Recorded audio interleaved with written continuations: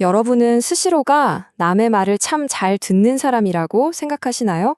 아마 대부분 그렇다고 답하실 텐데요. 그런데 만약 그게 사실은 엄청난 착각이라면 어떨까요?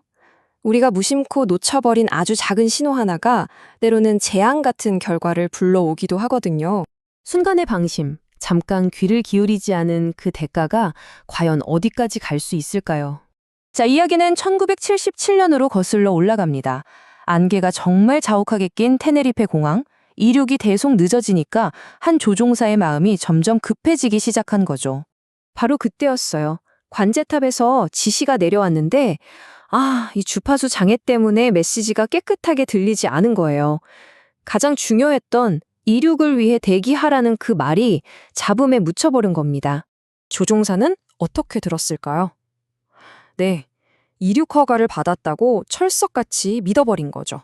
그리고 엔진 출력을 최대로 높여서 활주를 시작하는데 세상에, 그 활주로 끝에는 아직 다른 비행기가 떡하니 서 있었던 겁니다. 결과는 끔찍했습니다. 두 비행기가 그대로 충돌해서 무려 583명이 목숨을 잃었어요. 항공 역사상 최악의 참사로 기록된 이 사건, 그 시작은 정말 사소한 오해였습니다. 이 테네리페 참사, 물론 너무나 끔찍한 일이죠. 하지만 이걸 그냥 어쩌다 일어난 드문 사고나 조종사 한 명의 실수로 넘겨버릴 순 없습니다. 왜냐하면 사실 이 사건은 우리 뇌가 어떻게 세상을 잘못 해석하는지를 적나라하게 보여주는 하나의 상징 같은 거거든요. 지금부터 바로 그 치명적인 오해의 원인을 한번 파헤쳐보겠습니다. 바로 이런 오해의 뿌리를 깊숙이 파고든 책이 오늘 다룰 튠인입니다. 이 책에서는요, 우리의 판단을 흐리는 아주 구체적인 10가지 심리적 함정을 깍 짚어내요.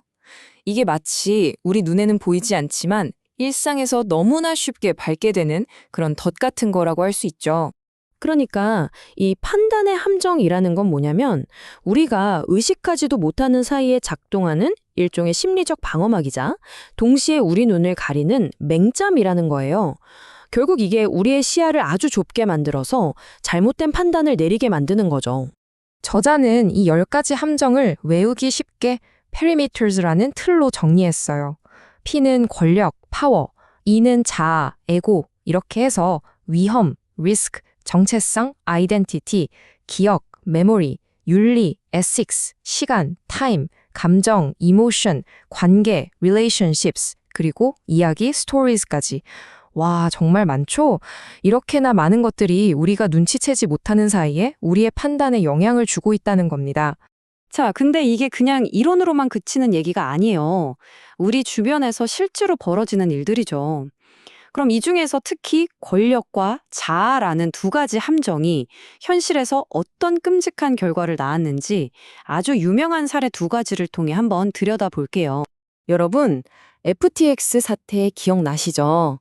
한때 세계 최고의 투자사로 불리던 세코이아 캐피털이 FTX 창업자를 뭐라고 했냐면 그의 지성은 위협적일 만큼 굉장하다고까지 했어요. 말 그대로 모두가 그의 천재성에 완전히 빠져버린 거죠. 이게 바로 자아, 이고의 함정입니다. 나 자신뿐만 아니라 타인의 부풀려진 자아에 속아 넘어가는 거죠. 그런데 그 극찬이 나온 지 불과 일주일 뒤에 어떻게 됐죠? 320억 달러, 우리 돈으로 40조 원이 넘는 가치를 인정받던 회사가 그냥 파산해버렸습니다. 자아의 함정에 빠져 있던 천재는 한순간에 희대의 사기꾼으로 추락했고요. 자, 그럼 권력의 함정은 어떨까요? 미국의 거대 은행 웰스파고 이야기인데요. 경영진이 이런 목표를 내걸었어요. 고객 한 명당 계좌 8개 만들기. 말이 팔은 위대하다지 이게 현실적으로 가능한 목표였을까요? 당연히 아니죠.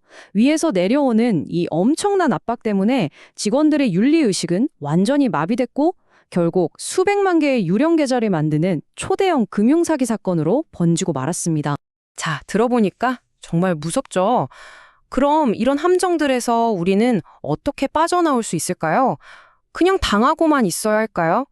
다행히도 이 책은 문제만 제기하고 끝나지 않습니다. 아주 구체적이고 실용적인 해결책을 제시하거든요. 그 해결책의 이름이 바로 소닉 전략입니다. 5단계로 되어 있어요. 첫 번째, 슬로우 다운. 일단 멈추는 겁니다. 성급하게 결정하지 말고요. 두 번째, organize. 머릿속에 뒤죽박죽 섞인 정보들을 차분하게 정리하는 거예요. 세 번째는 navigate. 내 생각이 무조건 맞아가 아니라 다른 사람의 관점은 어떤지 새로운 길을 탐색해 보는 거죠. 네 번째, interrupt.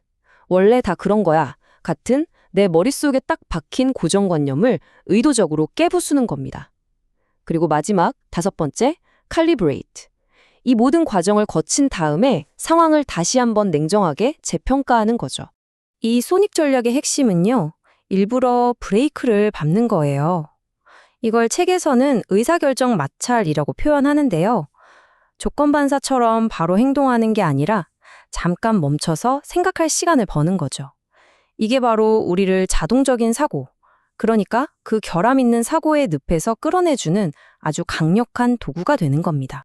결국 이 모든 이야기의 핵심은 이겁니다. 그냥 듣는 게 중요한 게 아니에요. 내가 들은 것을 어떻게 해석하느냐가 모든 것을 결정한다는 거죠. 이와 관련해서 정말 많은 생각을 하게 하는 마지막 이야기를 하나 들려드릴게요. 1953년 영국에서 있었던 일입니다. 경찰이 10대 강도 2명을 쫓고 있었어요.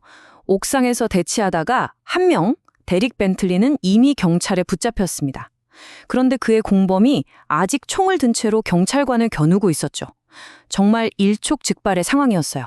바로 그 순간 이미 경찰에게 제압당해 있던 벤틀리가 공범을 향해 이렇게 소리칩니다. Let him have it.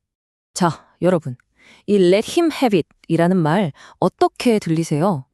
이게 그냥 총 줘버려 라는 항복의 뜻일 수도 있고 쏴버려 라는 공격 명령일 수도 있거든요.